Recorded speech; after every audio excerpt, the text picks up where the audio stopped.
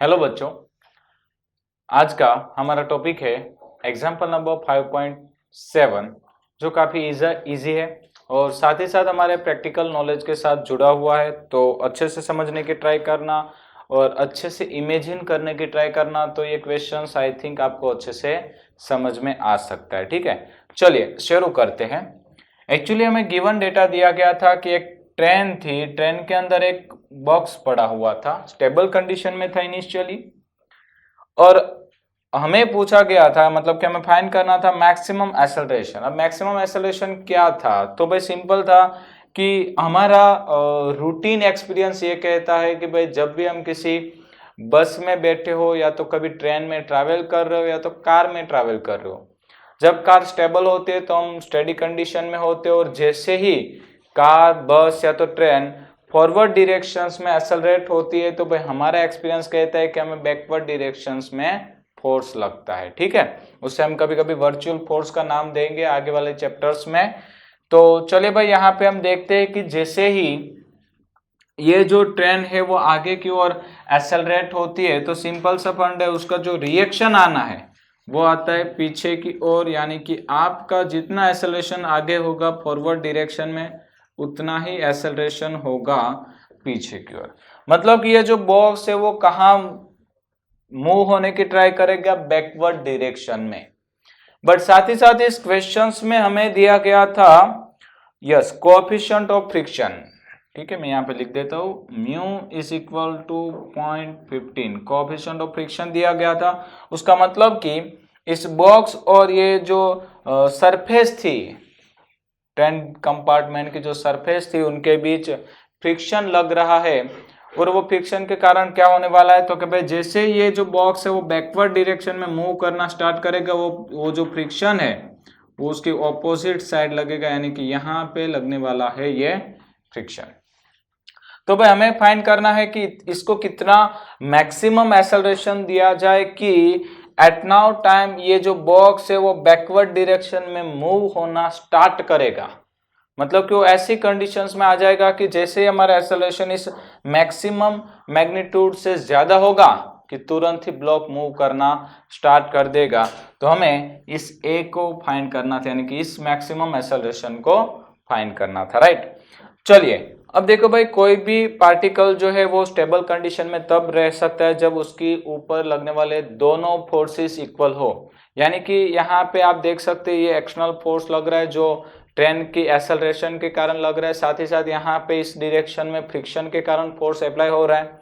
अगर ये दोनों सेम है उसका मतलब कि ये मोशन होगी नहीं, और जैसे ही इसका एक्सेलरेशन इंक्रीज होगा तो ये जो बॉक्स है वो बैकवर्ड डायरेक्शन में मूव होना स्टार्ट कर देगा। तो हम कह सकते हैं कि जब तक ये दोनों सेम होंगे, इन दोनों का मैग्नीट्यूड सेम होगा, तब तक ये बॉक्स मूव होने वाला नहीं है। तो हम लिख सकते हैं कि capital F external is equal to small f. Small f is a symbol of friction, जो हमने थियरी में अच्छे से देखा हुआ है। अगर आपने वो कॉन्सेप्ट अभी तक नहीं देखा है फ्रिक्शंस का तो आप देख सकते हो प्लेलिस्ट में जाके।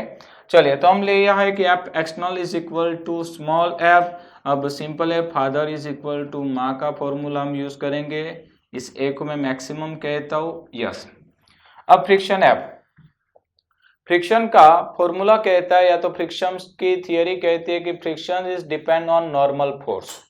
तो सबसे पहले हमें नॉर्मल फोर्स इंडिकेट करना होगा भाई।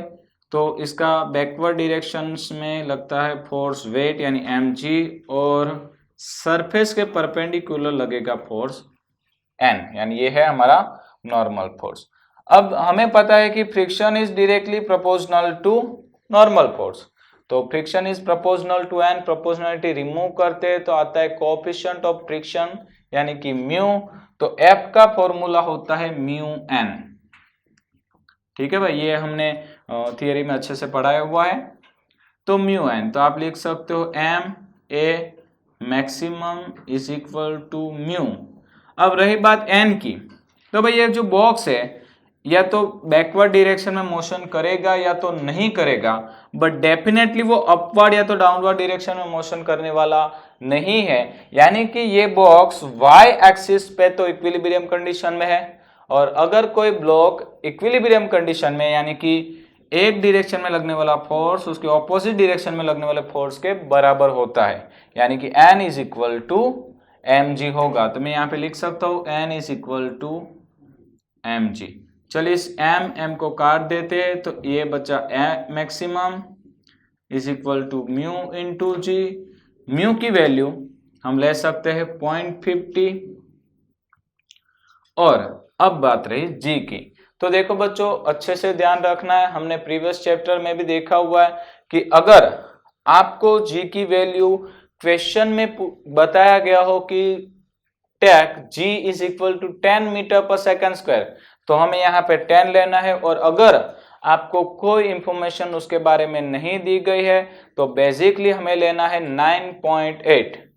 तो इन दिस केस हम यहाँ पे कंसिडर करने वाले हैं 9.8 और हमारा आंसर जो है वो कुछ हो जाएगा 1.47 approx metre per second square. तो लीजिए भाई ये आ गया हमारा मैक्सिमम एक्सेलरेशन। अगर हमारी ट्रेन का acceleration 1.47 metre per second square से थोड़ा सा भी ज्यादा हुआ तो तुरंत ये बॉक्स बैकवर्ड डायरेक्शन में मूव करना स्टार्ट करेगा। Thank you guys, I think ये क्वेश्चंस आपको अच्छे से समझ में आया है और इन नेक्स्ट लेक्चर हम देखेंगे example number 5.8। Thank you so much.